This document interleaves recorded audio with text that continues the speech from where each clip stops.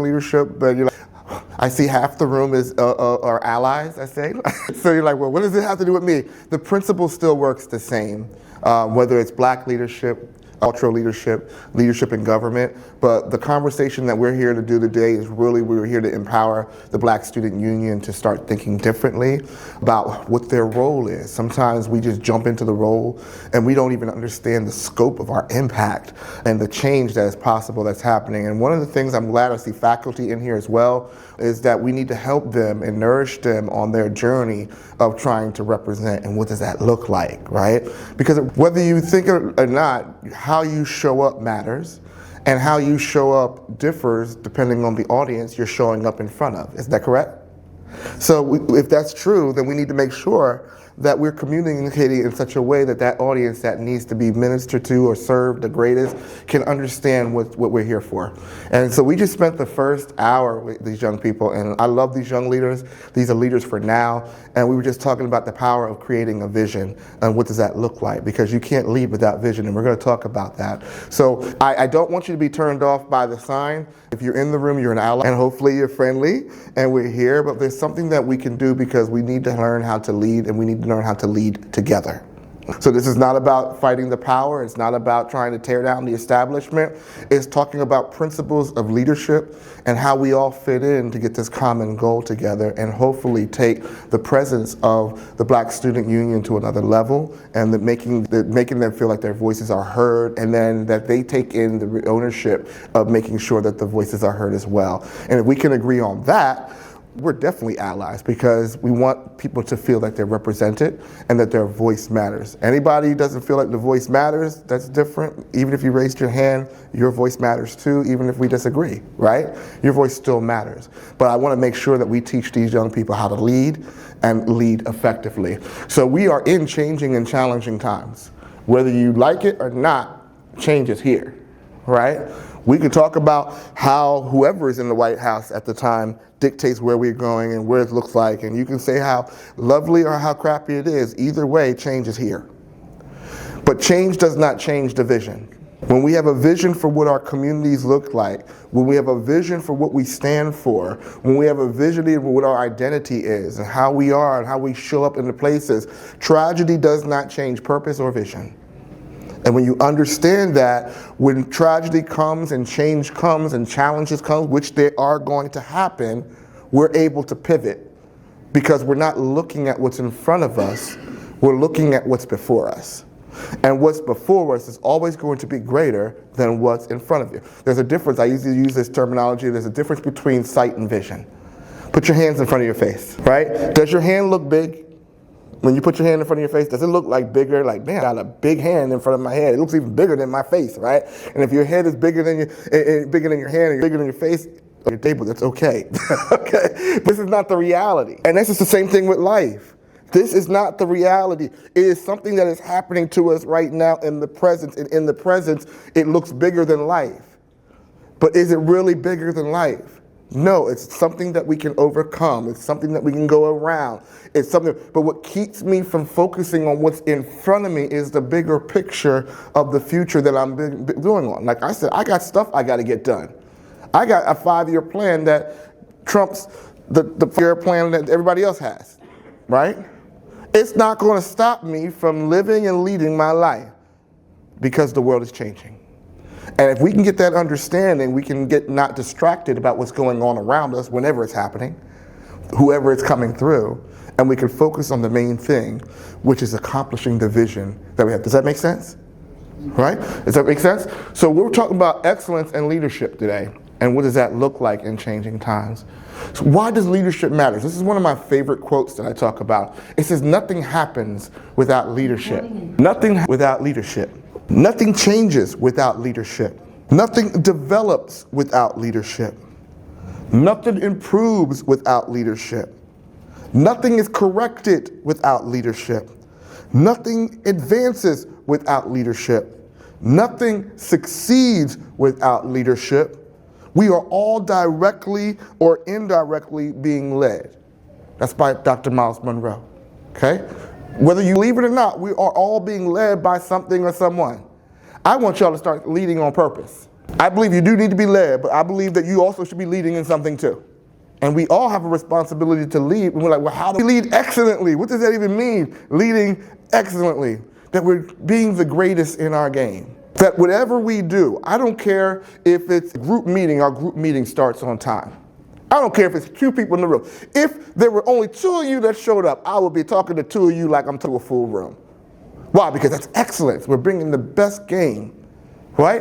And then the next time I come back, there's 5 people. Next time I come back, the room is full. Why? Because there was a pattern of being great, right, that has happened that now builds trust that when Chris Hampton shows up, he shows up.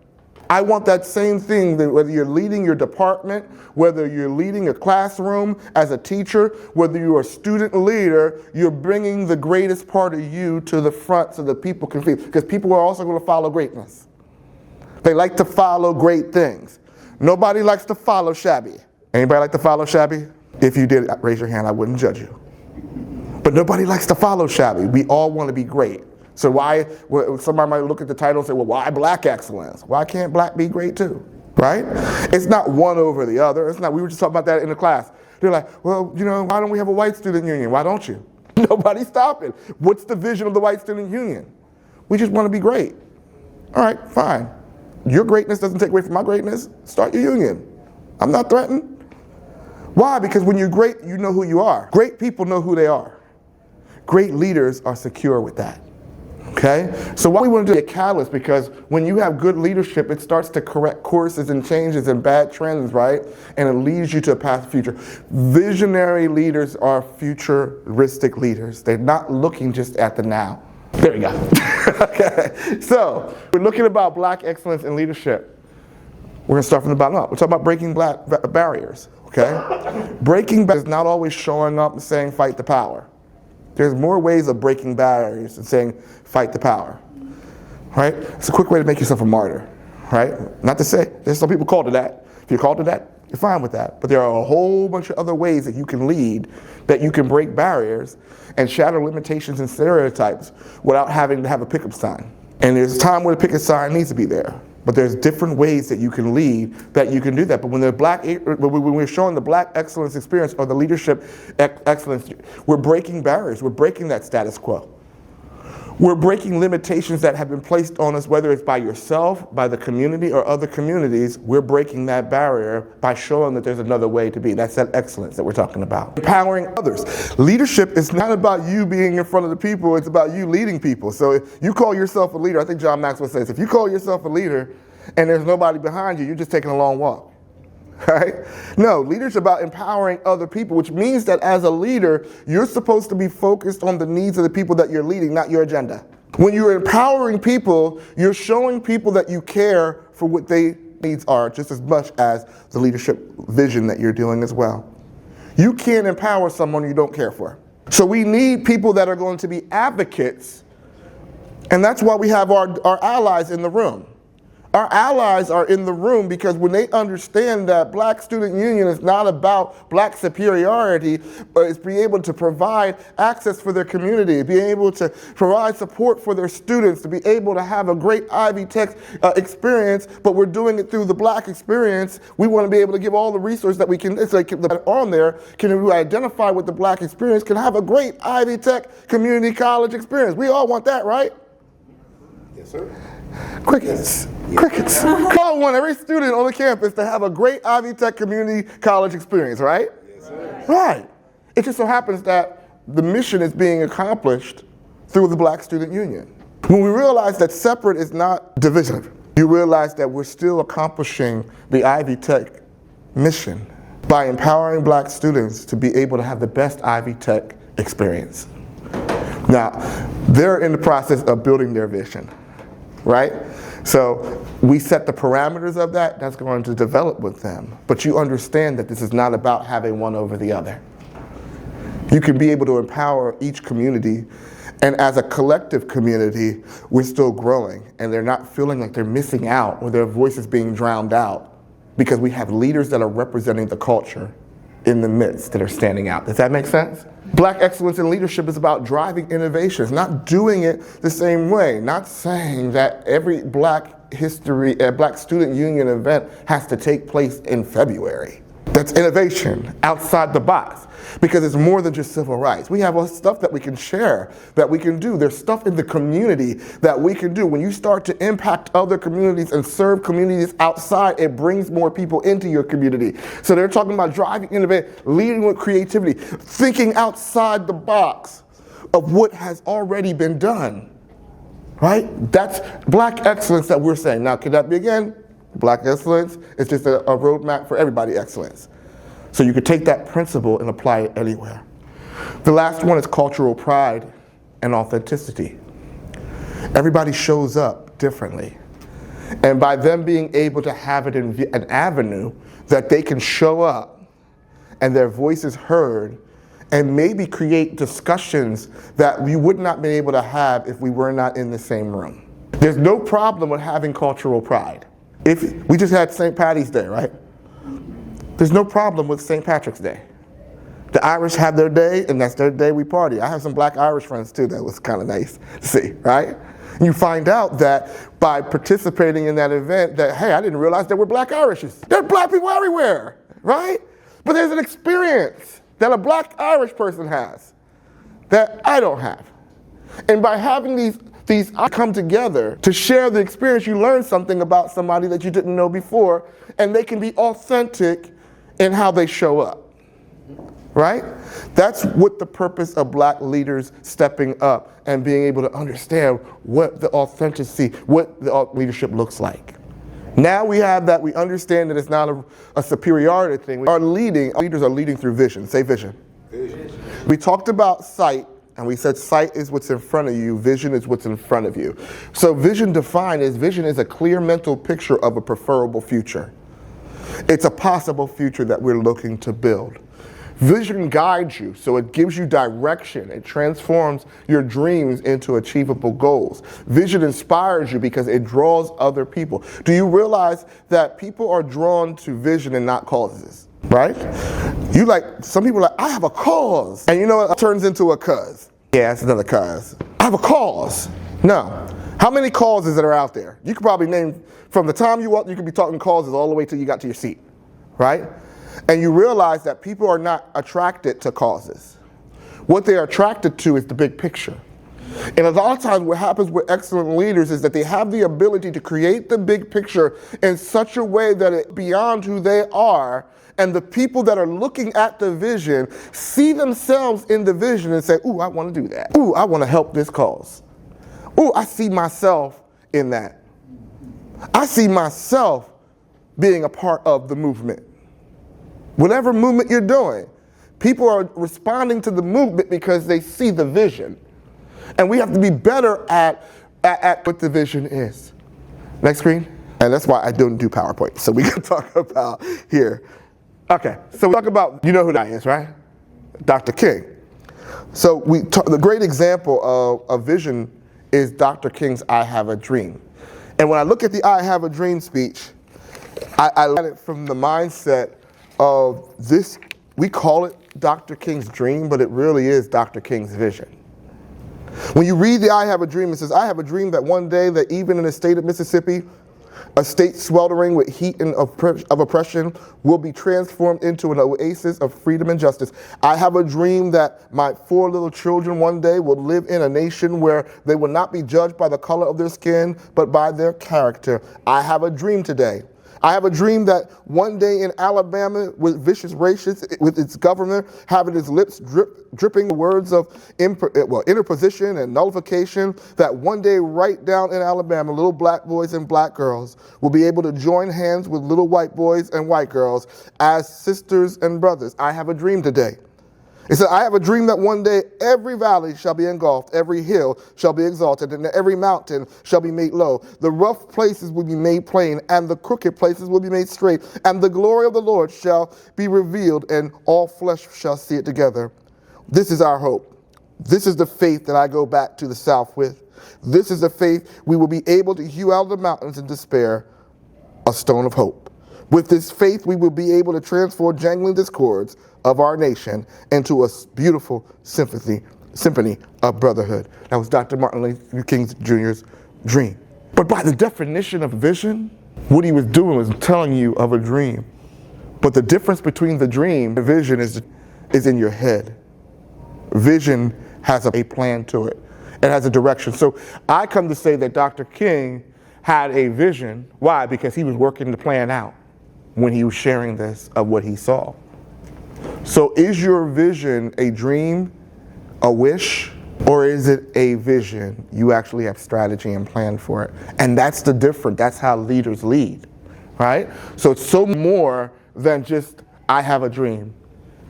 And there are some things that are in you today that you are here and you're seeing the problem out there that's there to spark something on the inside of you that you're able to spark change. And you don't even believe that you have the ability to change the world.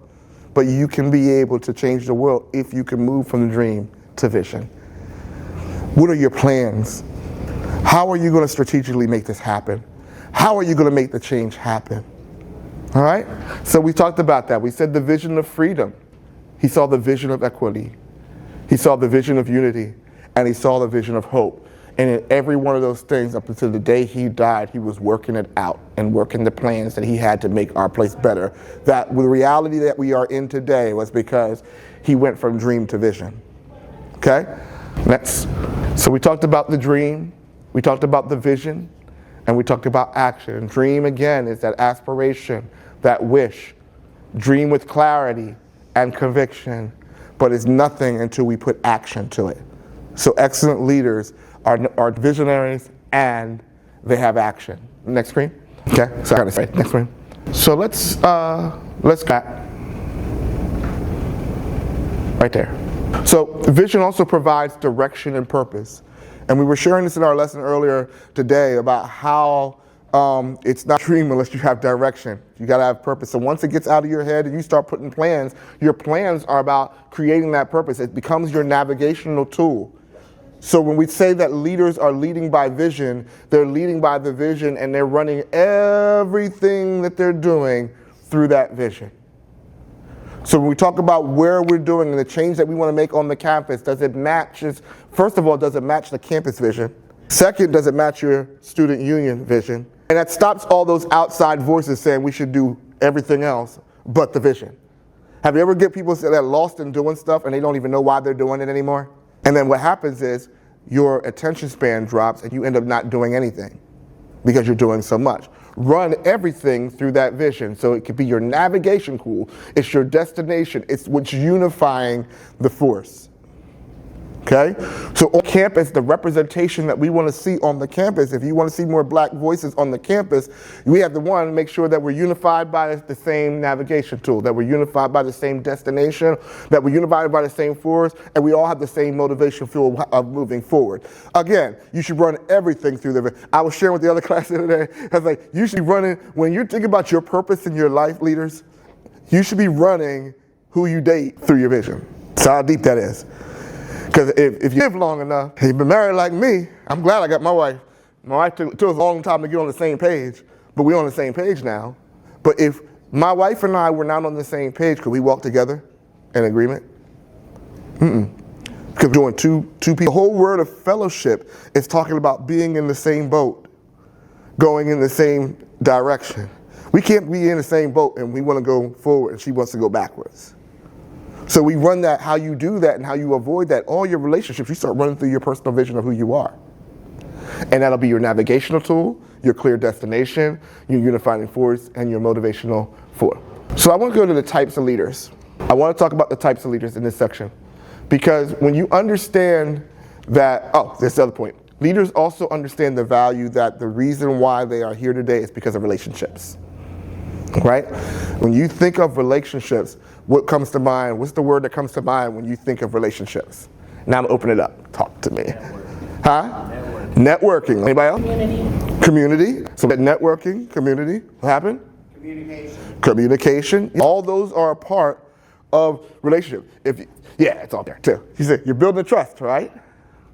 If they don't trust you, the reason why they don't trust you is because you haven't showed up consistently. If you showed up consistently, like I said, we start on time. I don't care how many people here, we start on time, right?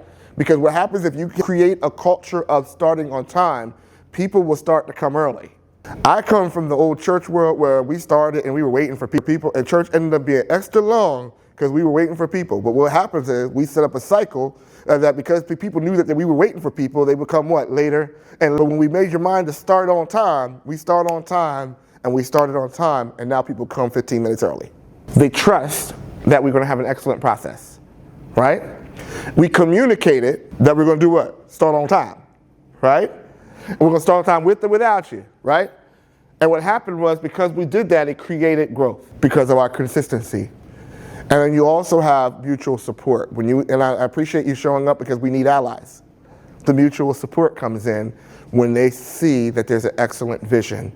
They want to help be able to do that, but you got to give them something to connect to. And there's some benefits with relationships because relationships can open doors for you that you could not open yourself.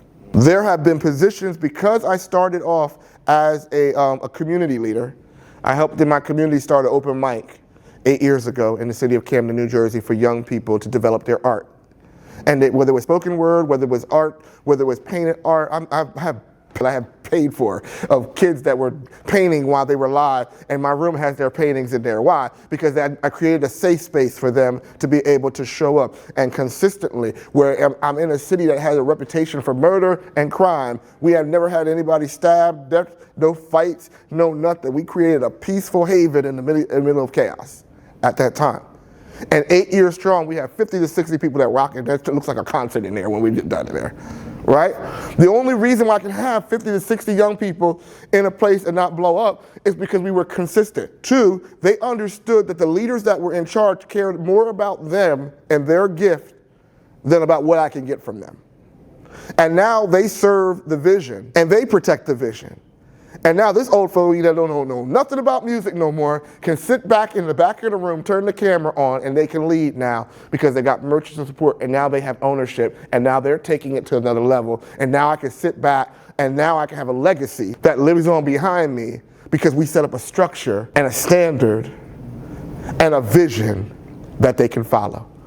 I did it there, y'all could do it here too. Because you're a 2-year school, you need this even more. Because every 2 years, what happens?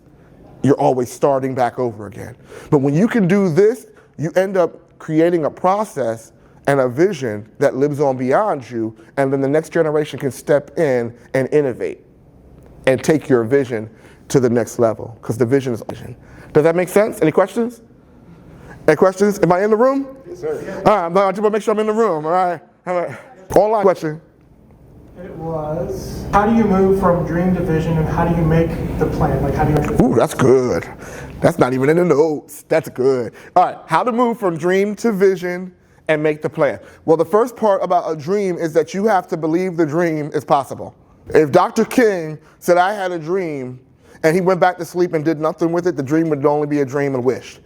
Oh, this is what the perfect world could be. But in his heart, Dr. King believed that this was a possibility, and he started to campaign. He started to build communities. He started to empower people. He started to empower voices and communities. He started to get allies that would walk with us. So it wasn't just a black community doing it. We ended up having people that were of other cultures and other colors and coming. But because he was able to communicate the dream that he believed, they were able to tap in and grow. So the first step is actually believing that the dream is a reality, and living life as if the dream is a reality, even though the dream hasn't showed up yet. When I first started motivational speaking, it was a dream. And I was telling everybody, I'm going to be a motivational speaker. So I had someone say, man, I've heard you talk about you want to be a motivational speaker so long. How about you don't do it? But part of me didn't believe it. But when it clicked, something she said to me clicked that day. And I went and I finally believed, and I started talking. And when I went, the first thing I did, I went to Toastmasters. And I was sitting in front of Toastmasters and said, my name is Chris Hampton, and I am a motivational speaker. Now, was I a motivational speaker at that time? Nobody knew me, my name, they didn't know my message, they didn't know my brand, they didn't know nothing. Then I got bold and said, my name is Chris Hampton, I'm a global teacher. I did that during COVID. And I remember going to a conference, and this lady was sitting next to me and said, you just been on COVID, so we gonna switch to global. So it reset the whole entire field. And I started innovating behind the scenes, right? And then she said, oh, you're COVID global. I was like, oh no, she didn't want to say, oh no. Because I was speaking in Africa, I was speaking in Australia, I was speaking in Indonesia. I just went to India in January. So COVID global led me to be global. What you talking about now? But I had to live it as if I was in it. And we have to live it even though it's there. If we want to be advocates of change, and we're saying change is coming and we're going to be the advocates of change, then we walk like we're advocates of change before that happens. That's what happens. That's how things happen, is you're walking in it before you do it, right? And then strategies start coming. So now you have plans, now you can start building and acting strategies. So I hope I took the long way around answering that question, but that was the question of how you do it. You got to believe it, you got to walk like it's done, and you start making plans to get it done, all right? And it doesn't have to be big changes. As I'm gonna talk about the types of leaders, it doesn't take big change to move the boat most of the time. And that's the reason why most of us don't step into leadership, because we think that it's the big changes that move the boat, but sometimes it's the small things that makes the catalyst for change. Black Lives Matter would start as a small thing. And because that small thing and that small step, it turned into a movement, right? One person can shift it, and that one step in leadership can shift the whole culture, okay? Let's go on types of leaders, because I think this is my favorite part of this whole entire thing, is the types of leaders, I think. So let's go to the next screen and talk about the types of leaders. All right, am I on? Yeah. So there's types of leaders that we have, and we're gonna talk about these types of leaders and where you show up, because in this room right now, you fit the category of a type of leader. There's the personal leader, which everybody should be in the personal leader spot. And we're gonna break this down. There's personal leadership, because it starts with you. You have visionary leaderships, revolutionary leaders, evolutionary leaders, missionary leaders, and community leaders, okay? These you'll see yourself in one of these types or a combo of these, right? But these are the types of leaders that can be present in a community. And it's very important that you can recognize, and I'll explain why. So let's go to the next stage and talk to you about personal leadership. Personal leadership is the foundation of any leader, because you can't lead other people until you can lead yourself. And that's a problem, because you have a lot of people out here that are out position, that are out here leading people, and their life ain't nowhere near ready. And they won't take personal responsibility for anything that they do, right? If we learn how to lead ourselves effectively, we can become a better leader. Can you be a leader and not lead yourself? Yes, but do you want to be that type of leader? No. You want to be aware of who you are. If you are a leader that is aware of your weaknesses and your strengths and your values, you know that which you are not going to compromise on certain values. You know who your core is, because that allows you to know who you can connect with. If I have values of integrity, I'm not going to go with someone who looks successful and has no integrity at all, for the sake of me trying to get ahead. Why? Because that means I'm compromising who I am to fit in your circle. But when you realize that the world is bigger and that there is enough people for him that are going to follow that type of personality, or them, and there's enough people in your world that will live integral and lead with the people in heart, right? I ain't talking about anybody in specific, but I'm talking about you, your personal leadership style.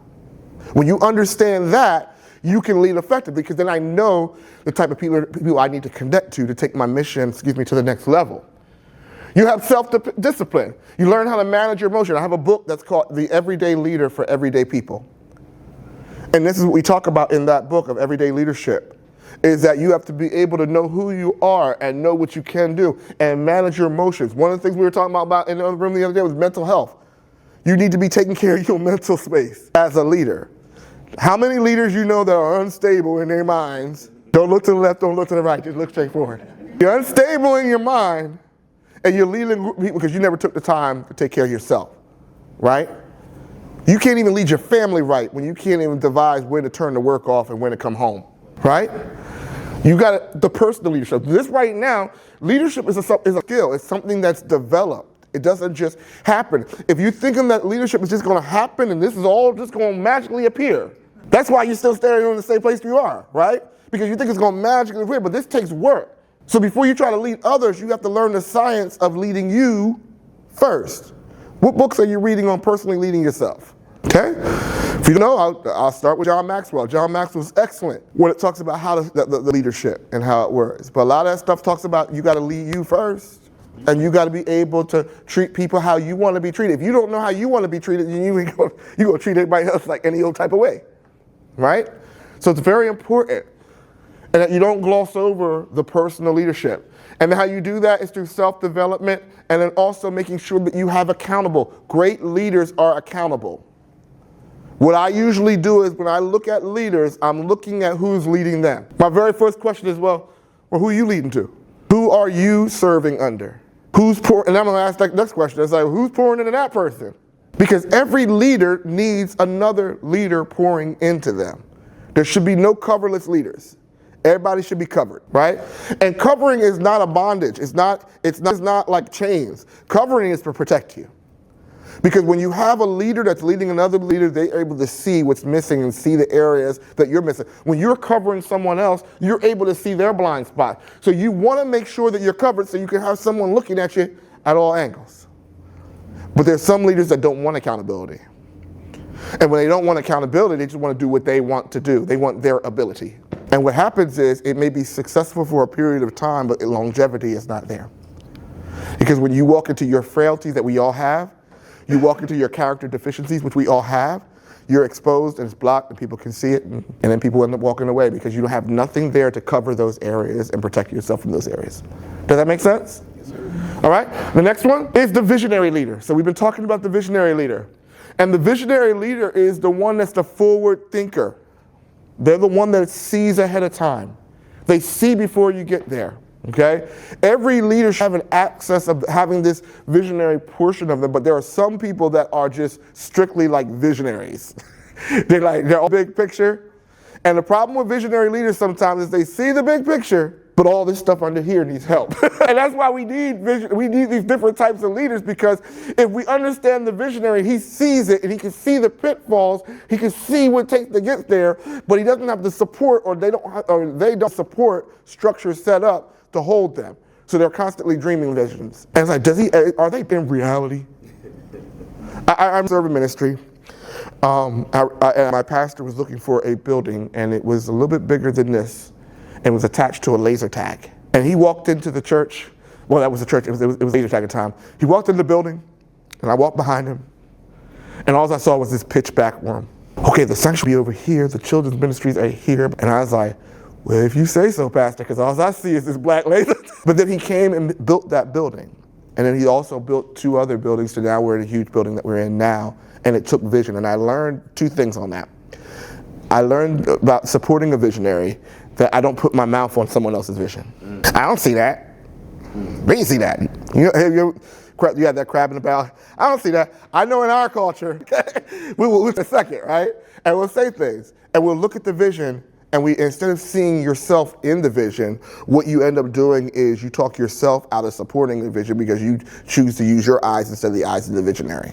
How many people, when Dr. King said the I Have a Dream speech in the black community, did not support him? A whole lot. You look at it now that it's popular to serve the visionary and say, oh, Dr. King is the visionary. We got everybody from every culture saying, oh, everybody know Dr. King.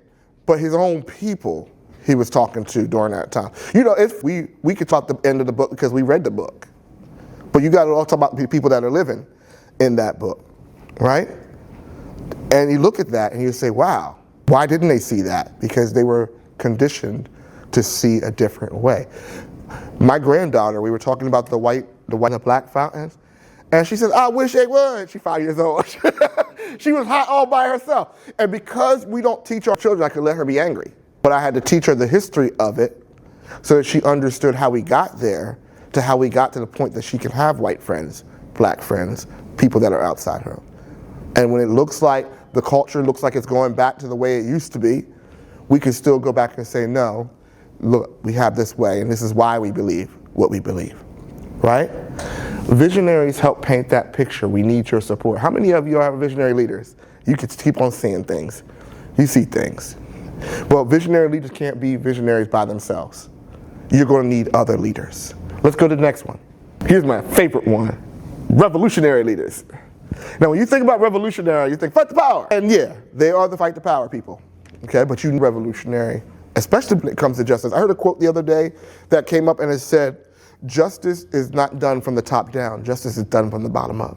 And it takes a revolutionary to come in and to be able to say, I'm going to disrupt this system that perpetuates the inequality. I'm going to be that voice that's going to say stop. I'm going to be that voice to say, listen, we're not shopping at Target, Amazon anymore. And what happened? They were able to rally those people in, right? They were able to mobilize people really quickly. So when you think of Dr. King, he was a mixture of that. When you think of Malcolm X, he was a mixture of these. He wasn't a mixture of all of these things, but he was a revolutionary because he was doing change in the community by coming against the status quo. Right? You need revolutionaries to be able to cry out and be able to have that voice, right? But revolutionaries got to also be able to make way, because revolutionaries actually make the way for the next style of leadership, was the evolutionary style. Because where the revolutionaries usually at the start, if there's no system for the revolution to fall on, the revolutionary becomes the dictator. And this is not just in our community, this is everybody's community. If you take every revolution that's happened, and you take our Revolutionary War, if we did not come together and stabilize and have evolutionary leaders step up to take it to the next step, we would have another dictator. There would have been another king instead of the government structure that we had set up, right? So it's important to know that, so that when revolutionary knows that it's time to pass on the baton, they make that transition easier. The problem is that because we don't realize and recognize that we exist, and the different leadership styles exist, the revolutionary can hold on too long. So let's look at the evolutionary leader. Because out of the revolution comes the evolution.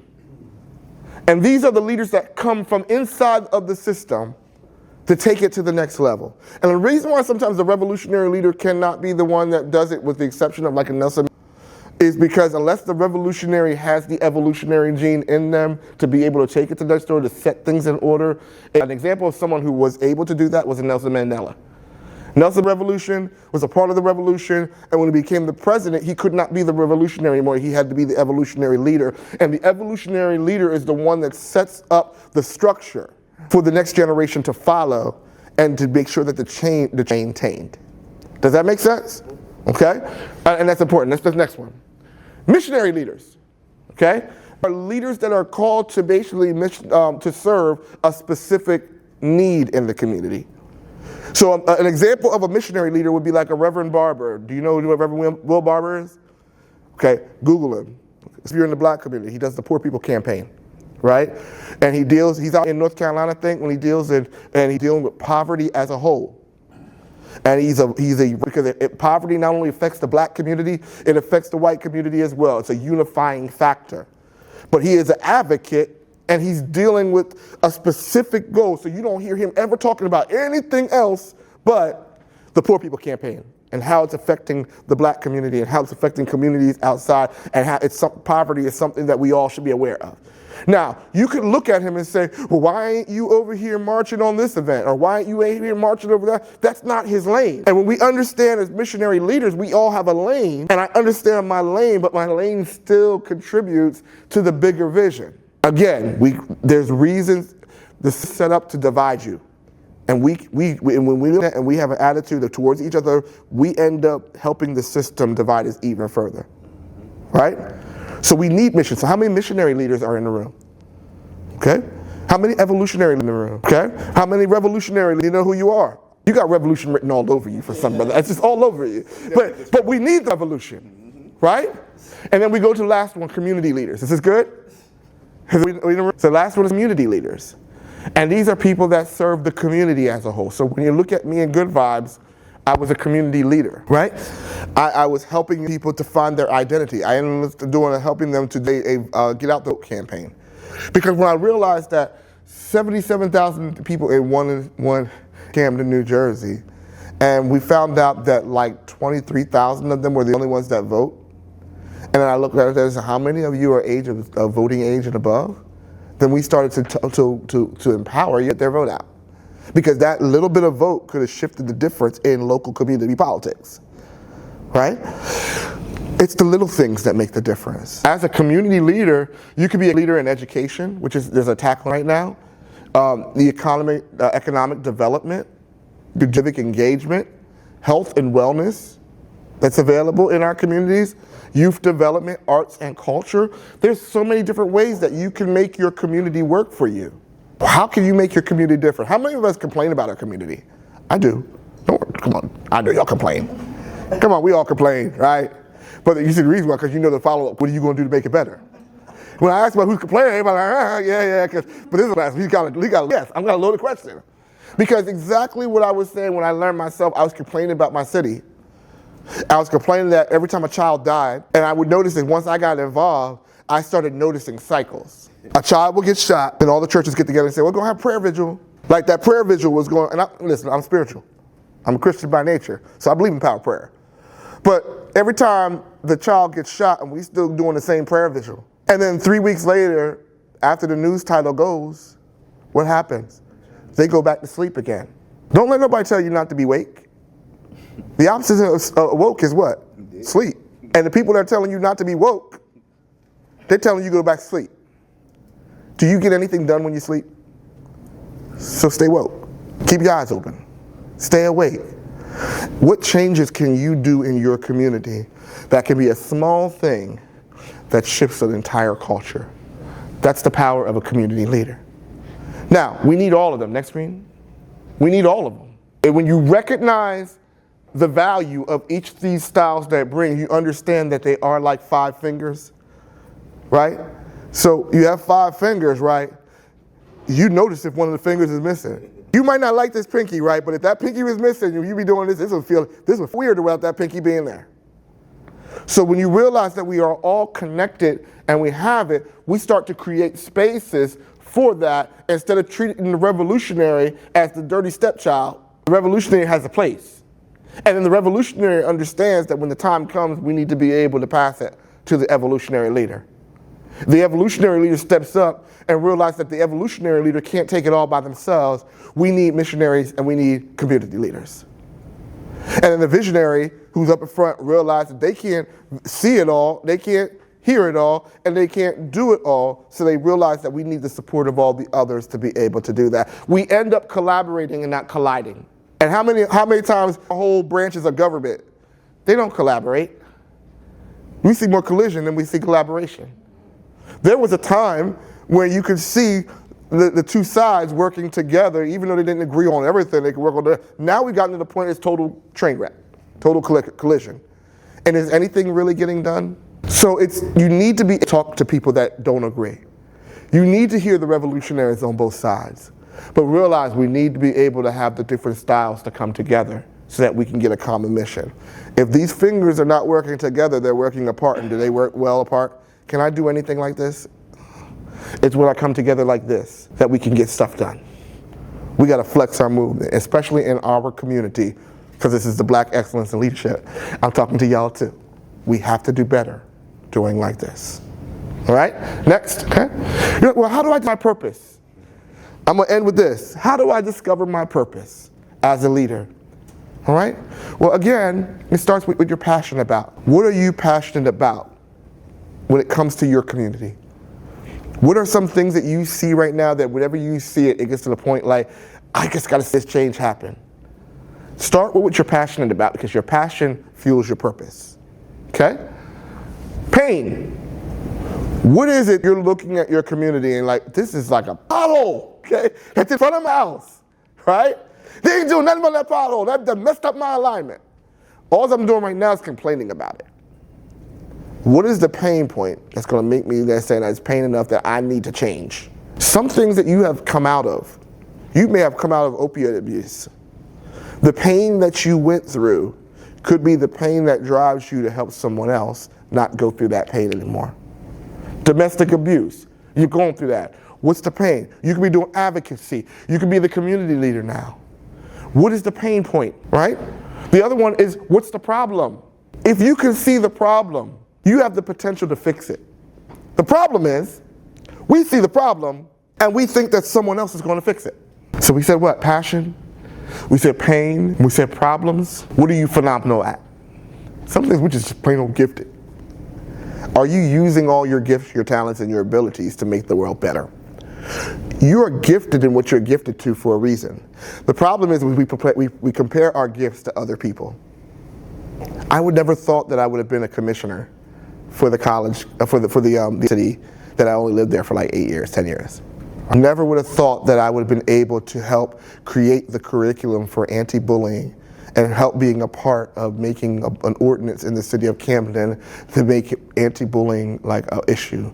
That bullying was legal. We found that the schools had it, but the problem is you have kids running from school to home and they're running home because they're being bullied.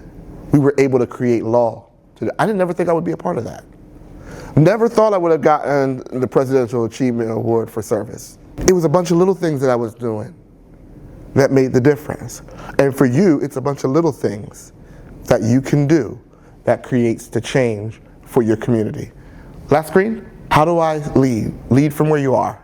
Lead from where you are. I have a little thing at the end that says like this, because my AI changed my script up, so switch it up for you.